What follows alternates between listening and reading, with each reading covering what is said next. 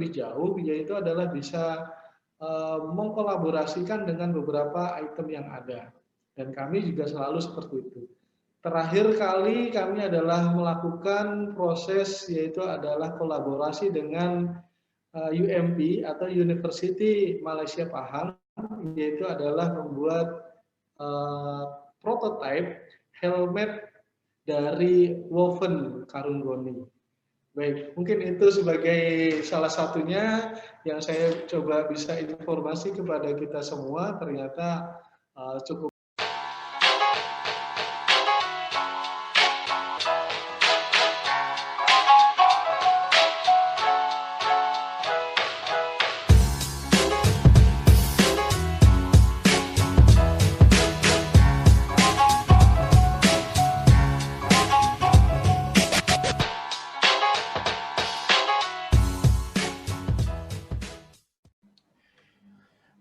Oke, Assalamualaikum warahmatullahi wabarakatuh.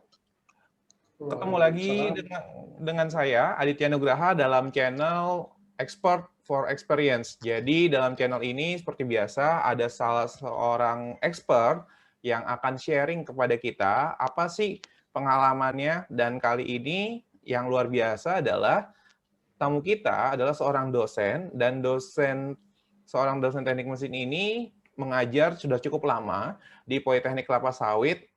Agak menarik, ternyata beliau juga kelahiran Jakarta, walaupun orang tuanya berasal dari Sragen dan juga Klaten. Dan tanpa panjang lebar, kita sambut Pak Istianto dari Politeknik Kelapa Sawit. Silakan Pak Is. Memperkenalkan diri, bagaimana pengalamannya selama menjadi dosen dan di masa pandemi kali ini, Pak.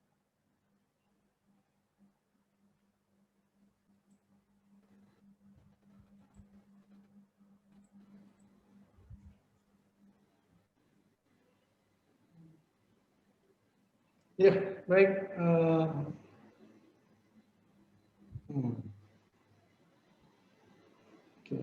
Baik. Assalamualaikum warahmatullahi wabarakatuh. Ya, baik. Terima kasih kepada Pak Aditya Nugraha pada sore hari ini. Saya bisa diberikan waktu untuk expert for experience dalam tingkatnya belajar. Tapi ya alangkah baiknya dari kita sama-sama bisa alangkah baik juga bisa sama berkolaborasi kalau dari kami. Baik, bisa didengarkan dengan yang lainnya. Mohon izinnya Pak Aditya Nugraha untuk saya menyampaikan sedikit dari ininya. Oke. Tanpa ada beberapa hal yang mungkin saya bisa memberikan informasi saja sebenarnya. Sama-sama kita sama sharing, kemudian sama kita bahwa di dalam proses pendidikan ini saya berada di Politeknik Kelapa Sawit Citra Widya Edukasi, khususnya di Bekasi. Baik, sebelumnya perkenalkan saya, nama saya adalah Istianto Budi Raharja. Biasanya kalau orang memanggil saya itu Is gitu ya, karena mungkin orang terbiasa dengan itu. Tapi kalau saya biasa di rumah itu adalah biasa dipanggil dengan Budi gitu ya. Nah, beberapa hal yang mungkin menjadi pertama, saya adalah sebagai seorang dosen di Politeknik Kelapa Sawit Citra Widya Edukasi. Saya memang menekuni terhadap bidang ini sebenarnya sebelum saya berada di Politeknik Kelapa Sawit Citra Widya Edukasi. Saya lulus di S1 tahun sekitar 2000 sampai 2001 kira-kira, itu dari Sekolah Tinggi Teknologi Bina Tunggal Bekasi dengan jurusan Teknik Mesin, dan saya itu adalah lebih banyak terhadap konversi energi sebenarnya. Kemudian dari situ ternyata ada beberapa yang pernah bilang kepada saya sebenarnya, Pak, Bapak sebenarnya cocok juga sebenarnya untuk sebagai tenaga pengajar gitu. Nah, dari beberapa masukan-masukan itu ternyata kok ada juga ya yang bisa mengatakan itu. Saya sesudah dari STT Bina Tunggal, saya coba mengajar menjadi guru. Itu awalnya adalah menjadi guru fisika di STM eh, Jakarta, tepatnya di daerah Bantar Gebang, fisika waktu itu. Dan saya katakan kepada pada murid-murid saya, ya, saya bilang sebenarnya tidak susah, tetapi terkadang kita hanya mengambil bahwa kita adalah membuatnya. Saya mendapat tawaran masuk ke dalam dunia industri tahun 2000, masalah saya ingat saya. Dari 2002 tersebut ternyata di dalam proses perjalanan saya tidak bisa berubah dari bidang HRD atau bidang keilmuan saya, yaitu adalah di human resource. Dan ternyata pada saat itu saya ditempatkan di training center. Nah, dengan demikian, oh ternyata betul ini Pak Estianto, kayaknya kebanyakan mendingan Bapak lebih banyak mengurusi terhadap SDM. Nah, dari situ ternyata kemudian saya juga berbincang-bincang dengan yang lain, oh ternyata memang Bapak skillnya di bidang pendidikan gitu ya. Nah, ternyata ya sudahlah dari situ. Beberapa hal yang lain, selain saya juga sebagai waktu itu adalah di training center, saya masih membantu di STT Bina Tunggal mengajar di sana dan menjadi asisten dosen, dan juga kemudian ada juga sebagai asisten lab waktu itu, lab gambar dan juga lab di permesinan gitu.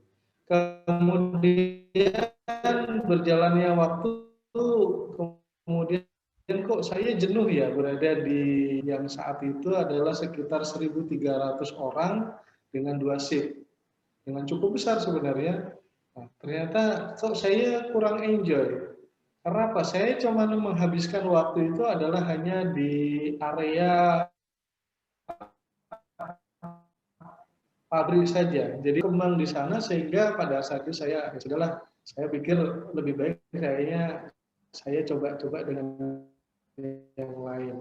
Ada satu tawaran kemudian di tahun 2009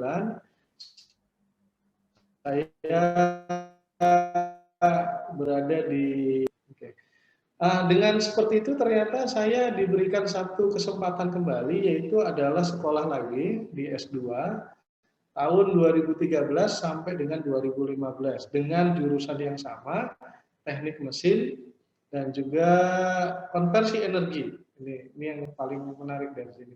Nah, di dalam proses ini ternyata ada 3 hal yang cukup membuat saya bisa lebih enjoy, yaitu adalah pada saat saya berada di Politeknik Kelapa Sawit, ternyata saya banyak sekali mengenal terhadap orang. Dan ternyata pengembangan orang ini membuat saya semakin lama semakin bertambah belajar, yaitu adalah bagaimana saya bisa menyikapi terhadap orang, kemudian juga dengan beberapa hal yang lain. Termasuk salah satunya adalah produk dari kelapa sawit itu sendiri. Oke. Di Politeknik Kelapa Sawit, termasuk juga di beberapa institusi, sebenarnya memang punya 3 bagian besar untuk dilakukan oleh dosen sebagai tugas utama, yaitu pertama adalah pengajaran atau kita disebut dengan mengajar, yang kedua adalah tentang penelitian, dan yang ketiga adalah tentang pengabdian masyarakat. Dan inilah yang sebenarnya adalah menjadi satu bagian yang keterkaitan sehingga tidak bisa dipisahkan. Pada saat kita belajar ternyata kita juga harus meneliti, karena apa? Dengan proses itu berarti kita membuat sesuatu yang baru dan menjadikan bahwa itu adalah real di dalam proses perkembangan kita di dunia pendidikan gitu ya. Kemudian beberapa hal yang lain adalah saya khususnya di Politeknik Kelapa Sawit saat ini adalah sebagai seorang kepala Lembaga Penelitian dan Pengabdian Masyarakat atau kita sebut dengan LP2M, di mana memang mengurusi terhadap penelitian-penelitian dan juga pengabdian masyarakat yang berada di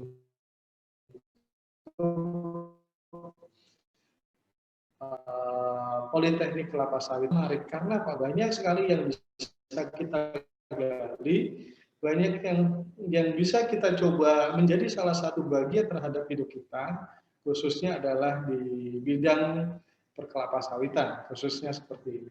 Dan di dalam proses ini, ternyata dengan saya berada di penelitian dan pengabdian masyarakat, ternyata masih banyak teman-teman saya yang berada di universitas yang lain yang nantinya adalah bisa saling berkolaborasi terhadap bidang yang kita geluti saat ini. Oke. Beberapa hal mungkin yang perlu kita coba lihat kembali bahwa kelapa sawit sebagai salah satu produk unggulan di Indonesia yang ternyata itu adalah menjadi primadona, di mana bahwa ini adalah menjadi salah satu ekspor ke beberapa negara di luar dari Indonesia, dan ini adalah menjadi income yang cukup besar di Indonesia. Dan salah satunya bahwa Indonesia menjadi memproduksi CPO atau crude palm oil atau minyak mentah dalam bidang kelapa sawit, sehingga ternyata bisa diolah menjadi beberapa varian. Salah satunya adalah minyak goreng, dan itu adalah sebagai salah satunya. Kedua adalah bidang obat-obatan, masker, kemudian bagian yang lain ini ternyata banyak di dalam food and drink. Beberapa penelitian yang saat ini sudah dikembangkan oleh beberapa peneliti, khususnya di kelapa sawit, ternyata saat ini sudah bisa ditemukan bahwa CPO, minyak kelapa sawit, dijadikan menjadi bahan bakar atau biodiesel, dan nantinya akan dijadikan sebagai bahan bakar minyak bentuknya premium dan aftur. Nah, ini sudah cukup bagus gitu. Nah, beberapa hal yang mungkin saya coba sama-sama dengan teman-teman yang lain, ternyata ini menjadi menarik karena ternyata ada di kelapa sawit selain produk unggulan, ternyata ada juga waste, gitu ya. Ternyata waste inilah yang harus kita coba sama-sama buat menjadi nilai atau menjadi sesuatu yang memang punya nilai yang cukup bagus, yaitu. Nah, saya khususnya di Politeknik Kelapa Sawit, saya sedang atau sudah mengembangkan beberapa produk jadi yang memang sebenarnya masih dalam kategori awal, tetapi dalam proses ini ternyata sudah kita coba jadikan sebagai produk yang mungkin menjadi produk turunan, yaitu adalah namanya kita sebut particle board, atau kita sebut bahwa namanya adalah papan dari waste fiber kelapa sawit atau serat kelapa sawit. Sehingga apa? Ternyata dengan perkembangan yang ada saat ini, itu waste-waste yang kita punya itu bisa dijadikan sesuatu produk yang nantinya adalah bisa kita pergunakan untuk kehidupan kita saat ini. Salah satu yang lain adalah memang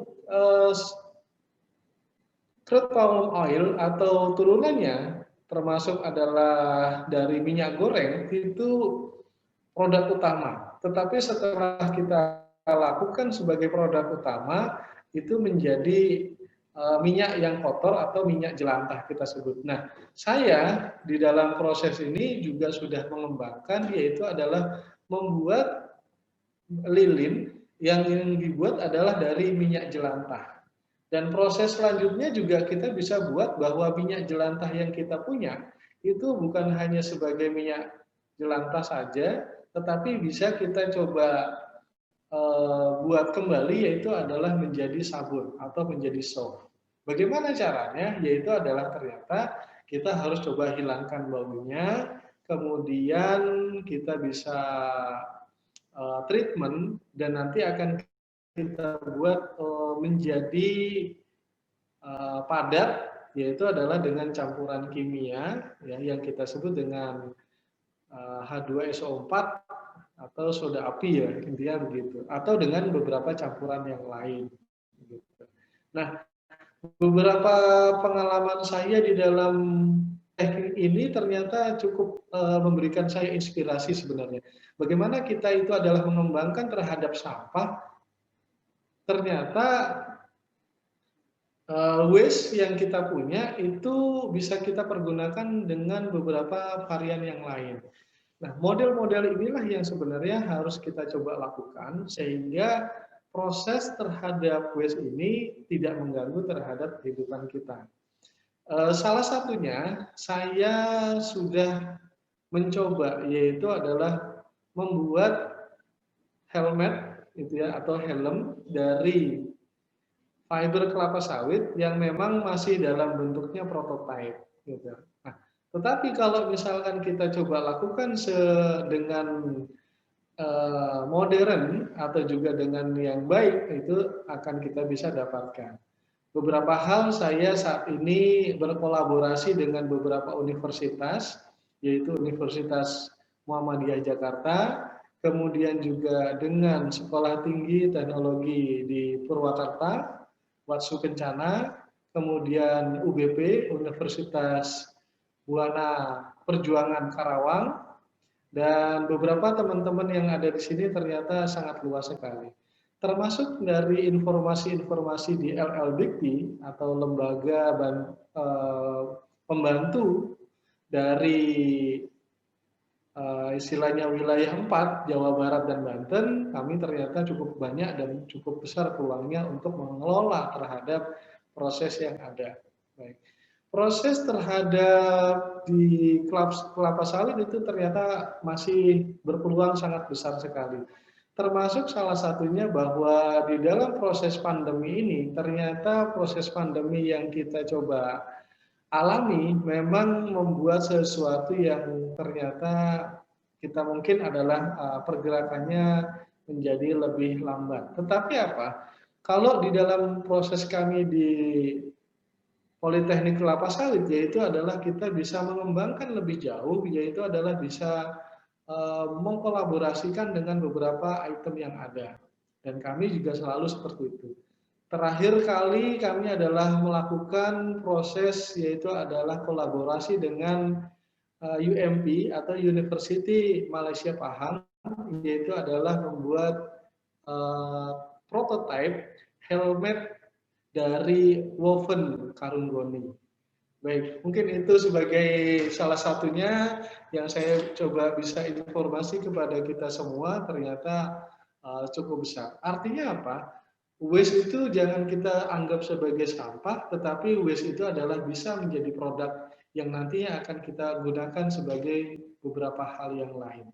Oke, baik, itu saja mungkin yang saya bisa informasikan kepada rekan-rekan sekalian, sehingga kita bisa memacu bahwa kita sebenarnya adalah bisa membuat sesuatu yang lebih dengan cara berkolaborasi. Baik, terima kasih.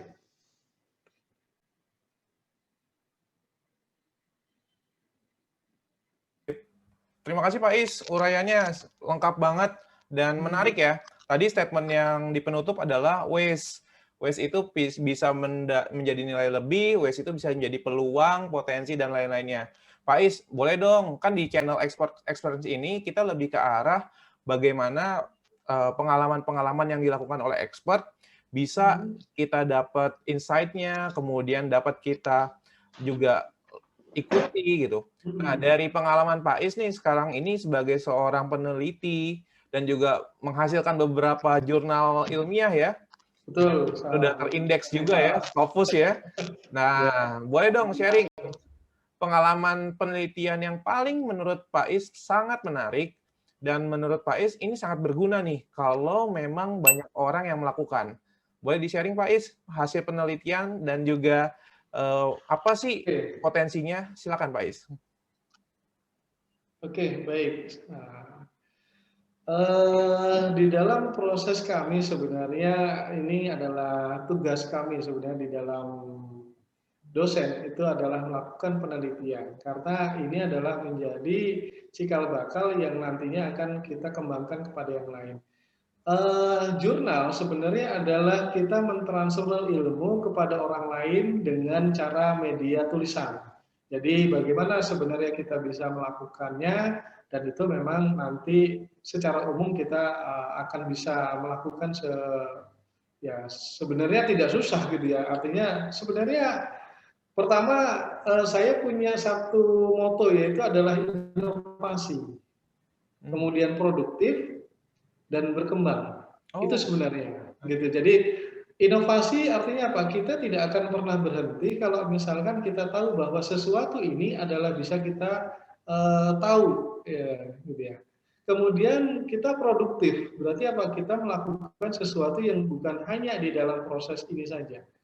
Satu lagi adalah kita harus bisa berkembang, berarti kita bisa men-share kepada orang lain. Nah, di dalam proses kita di Tridharma perguruan tinggi, penelitian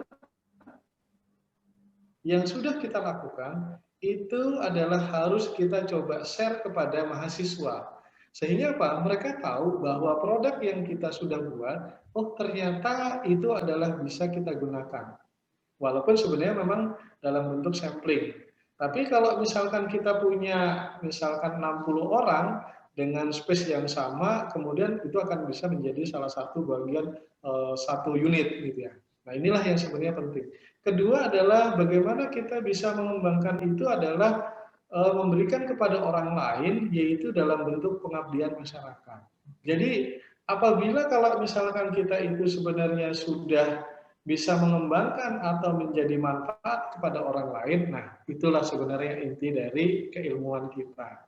Kalau hanya kita saja, oh berarti ya hanya kita saja yang bisa dapat. Tetapi bagaimana kita bisa mentransfernya? Oke, oke. Sebenarnya untuk pertama kali khususnya adalah tentang jurnal yang sebenarnya jurnal itu kalau di dunia dosen atau dunia politeknik itu adalah wajib gitu ya. Karena apa? Kalau dengan wajib berarti harus kita coba sama-sama. Yang pertama adalah bersemangat. Itu intinya. Artinya apa? Kalau misalkan kita ingin melakukan proses tersebut berarti kita harus bersemangat sehingga nantinya kita akan tahu. Proses untuk menulis sebenarnya adalah gaya dari kita. Kita bisa menyampaikan gaya kita terhadap tulisan itu dan kalau bisa adalah semudah mungkin orang lain adalah memahaminya. Jadi untuk jurnal pun sebenarnya walaupun nasional dan internasional adalah bagaimana kita bisa menyampaikan kepada orang lain ilmu yang kita punya untuk masyarakat umum sehingga bisa dipakai dan juga dipergunakan. oh, oke. Nah, tips yang lain adalah bahwa pada saat saya membuat satu produk, yaitu adalah saya meminta masukan-masukan juga kepada orang lain. Apakah mungkin gitu ya? Tapi kalau misalkan saya bilang sesuatu itu di dunia pasti tidak ada yang tidak mungkin. Berarti apa? Itu berarti kita bisa kerjakan. Artinya apa? Ya kita coba dulu. Gitu. Nah, awalnya adalah bagaimana kita mencoba, kemudian baru kita nanti akan melakukannya. Kalau ada kekurangan itu biasa, tetapi apa? Kita harus terus melakukannya terus-menerus. Nah, itulah yang sebenarnya bisa kita lakukan. Nah, pembuatan produk itu sendiri sebenarnya kita hanya apa ya? Dalam kategori adalah kita membuat sampel sesuai dengan yang kalau sudah jadi. Berarti kalau misalkan kita punya helm gitu, helm yang sudah jadi itu kita sesuaikan saja dengan apa yang ada di sana. Kita tempel misalkan dengan perekat yang ada dan kita pola dengan yang baik. Nah, itu nanti akan hasilnya sama seperti itu. Oke, Nah, berarti lebih kondisi ke arah ATM ya? Lebih ke ya arah ATM betul, ya? Jadi betul, produknya sudah ada, kemudian betul. hanya tinggal dioptimasi mungkin lifetime-nya, mungkin Betul. lebih rekatnya gitu ya. Oke, good. Betul, betul. Jadi kita sebenarnya nggak usah terlalu apa istilahnya memikirkan wah bagaimana ya, tidak usah. Tapi apa yang ada dulu itu baru kita coba lakukan. Tapi kalau misalkan nanti akan kita membuat produk baru, berarti apa? Kita harus berkolaborasi dengan yang lain. Intinya seperti itu. Gitu. Nah, Berarti beberapa poinnya hal kolaborasi ya. betul, ada kolaborasi antara bidang yang satu dengan yang lain sehingga apa? Ini adalah menjadi sesuatu yang bisa dilakukan secara bersama dan kemanfaatannya adalah nanti akan dirasakan bersama. Intinya seperti itu. Baik. Good. Jadi tadi udah banyak banget nih kita dapat tipsnya, dapat perjalanannya. Dari kalau saya sendiri kan sudah banyak pakai produk-produk dari Pak Is nih, olahannya baik dari lilin, kemudian tempat bunga. Nah, menurut Pak Is, dari produk yang sudah dihasilkan selama ini, yang paling menurut Pak Is menarik dan memang sangat banyak orang yang tertarik dengan hasil produk yang telah dilakukan Pak Is dan bersama para mahasiswa tuh produk apa sih Pak yang pernah dibuat oleh Pak Is, penelitian ataupun sama dengan mahasiswa, jenis produknya? Oke, baik, jenis produknya baik ya. Memang secara umum bervariatif, tapi kalau misalkan kita lihat ada beberapa klaster gitu ya. Artinya kalau klaster tersebut kita mengatakan kebutuhan itu adalah menjadi salah satu bagian di kita. Energi lilin sebagai penerangan itu memang cocok untuk beberapa daerah yang memang mereka khususnya ini adalah karena mahasiswa kami ada di seluruh pulau, dari Pulau Sumatera, Kalimantan, Jawa, dan juga mungkin Papua, Sulawesi, dan Papua, itu ada penerangan mungkin agak susah. Jadi apa? Mungkin di sana bisa menjadi salah satu alternatif, ya. Lilin adalah sebagai produk. Tetapi pada saat nanti berada di dalam satu skup itu bisa kita buat adalah sebagai roof atau berarti kita buat adalah sebagai pengganti genteng yang nantinya adalah sebenarnya bukan lagi dari tanah liat tetapi adalah dari fiber sawit dan itu ternyata bisa kita pasang hampir mirip sesuai dengan baja ringan. Tergantung kita nanti akan mengolahnya. Dan nantinya sebenarnya untuk aditifnya itu kita bisa mempergunakan aditif yang memang istilahnya adalah tahan terhadap panas dan juga tahan terhadap hawa dingin. Jadi bagaimana kita bisa mendapatkan itu? Nah ini kita hanya tinggal mencari formulanya saja dan yang sudah pernah saya buat itu adalah mempergunakan resin. Jadi kita tinggal mengolesi saja, gitu. Intinya seperti itu. Baik. Luas banget ya, ternyata perjalanannya Pak Is berbekal dari awalnya teknik mesin, kemudian sempat berkarya juga di pabrik, kemudian sekarang berkarya di kelapa sawit, hasilnya juga luar biasa, banyak produk yang telah dimanfaatkan. Dan tadi yang menarik sih mengenai kebutuhan. Jadi sebenarnya tidak ada produk yang sangat cocok, tapi sesuai dengan apa yang dibutuhkan oleh masyarakat setempat ya. Jadi menyesuaikan dengan apa yang dibutuhkan dan sebaik-baiknya produk adalah produk yang memang dibutuhkan dan menjadikan solusi ya Pak Is ya? Betul, betul sekali. Oke. Mungkin sebagai salah satu tambahan mungkin Pak Adit tadi memberikan informasi terhadap saat ini di dalam posisi pandemi. Ternyata pandemi ini memberikan satu berkah gitu ya. Berkahnya apa? Ternyata banyak dari masyarakat kita, khususnya Indonesia, menyenangi terhadap tanaman atau tanaman hias. Nah, saya khususnya yaitu adalah bagaimana ya caranya untuk kita berinovasi terhadap kelapa sawit yang ada untuk dijadikan suatu produk. Nah, saya berpikir apakah tidak mungkin kalau misalkan kelapa sawit atau fiber kelapa sawit yang bentuknya adalah waste itu dipergunakan menjadi pot gitu. Nah, inilah sebenarnya cikal bakalnya, artinya seperti itu. Sehingga apa? Beberapa produk yang saya coba buat yaitu adalah produk pot dalam bentuk beberapa varian, yaitu adalah pertama dalam bentuk serat kelapa sawit, kemudian kedua adalah dalam bentuk jerami. Jadi kita buatkan bahwa ada tali jerami. Kemudian yang ketiga itu adalah dalam bentuk kulit kayu. Nah, mungkin nanti saya bisa kirim lewat Pak Adit ini gambarnya, nanti bisa di flash.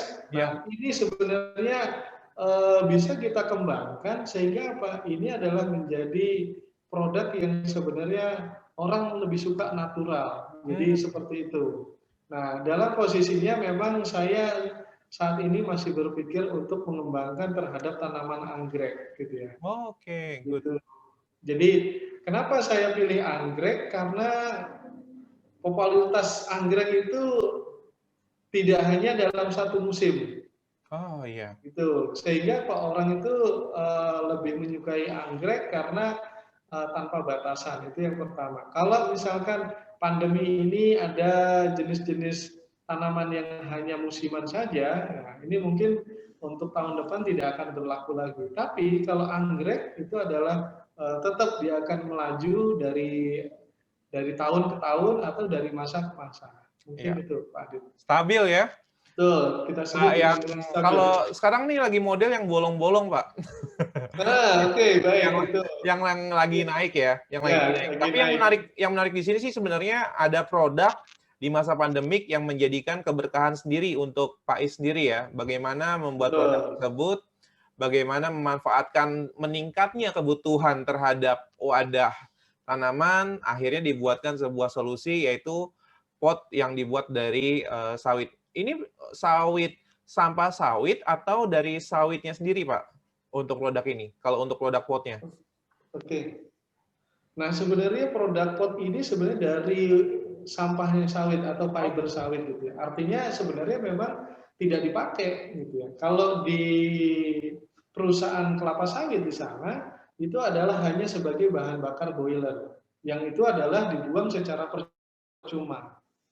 Jadi kalau misalkan kita lihat sebenarnya ini sebagai sampah padat gitu. Sampah padat. Jadi kalau misalkan sampah padat artinya dibuang secara umum tidak ada masalah gitu. Nah, jadi proses inilah yang sebenarnya saya berpikir dengan proses bahwa di pabrik kelapa sawit yaitu 1 kilogram TBS atau tandan buah segar, kita hanya mendapatkan CPO itu adalah 23%-nya saja, Pak. Sisanya adalah sampah atau sisanya adalah waste-nya. Berarti sekitar 77% itu adalah sampah atau waste. Betul. Nah, itulah yang sebenarnya bagaimana kita bisa membuat produk itu menjadi lebih baik, kemudian prosesnya adalah bisa kita tahu, oh ternyata memang secara umum produk ini sebenarnya bisa kita manfaatkan untuk masyarakat di lingkungan kita masing-masing. Itu Pak Adit. Siap. Jadi poinnya yang terakhir nih adalah bagaimana kita bisa memanfaatkan, terutama dari tadi kita lihat ya sampai 70% hilangnya dan bisa dimanfaatkan menjadi sesuatu yang berguna ya Pak Is ya. Oke, Pak Is, final question. Kita dalam sesi kita selalu ada yang namanya 3 quick idea. Jadi 3 ide cepat dan juga mengeksekusinya dengan cepat adalah salah satu menu penutup pada sesi kali ini. Jadi silakan nanti Pak Is berikan 3 ide yang bisa dieksekusi teman-teman di masa pandemik berkaitan juga dengan sampah atau mengoptimalkan kelapa sawit, atau apapun yang menjadikan hal-hal yang tadinya tidak berguna menjadi lebih bermanfaat. Mungkin silakan Pak berikan 3 ide kepada kita untuk bisa kita segera eksekusi, Pak. Silakan. Oke, baik. Sebenarnya 3 itu pertama adalah pot dari fiber kelapa sawit. Kemudian yang kedua adalah particle board untuk perumahan atau untuk partisi kita sebutnya. Kemudian adalah kalau yang lebih tinggi adalah biofuel ataupun juga disebut dengan biodiesel. Itu saja. Terima kasih Pak Adit. Ya, berarti ada 3 ya. Yang pertama adalah bagaimana kita mengembangkan tadi sampah sawit menjadi sebuah produk pot. Yang kedua adalah bagaimana kita membuat particle board dari bahan baku sawit. Kemudian yang ketiga adalah biofuel ya Pak ya. Lebih ke arah mengoptimalkan sampah-sampah kita menjadi biofuel ya. Dari proses kita sebenarnya khusus untuk di dunia pendidikan, khususnya adalah di dosen, kita harus bisa mengembangkan yaitu adalah tridharma perguruan tinggi yang nantinya adalah kita bisa bermanfaat kepada orang lain. Dan yang harus kita coba lakukan adalah bagaimana kita bisa membuat inovasi, kemudian produktif, dan kita berkembang. Inilah yang harus kita kerjakan bersama, dan bagaimana kita harus bisa berkolaborasi terhadap yang lain untuk pendidikan yang lebih baik di Indonesia. Terima kasih.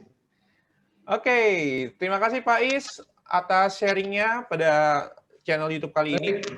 Semoga bisa kita segera aplikasikan dan sukses juga untuk karya-karyanya, ditunggu karya-karyanya untuk bisa terus menginspirasi kita. Oke, teman-teman, dalam experience kali ini kita banyak belajar dari seorang Pak Is yang sudah berkarya di dunia dosen sebagai pengajar, tapi juga tetap peduli dengan pemberdayaan masyarakat dan menghasilkan berbagai macam produk yang bermanfaat.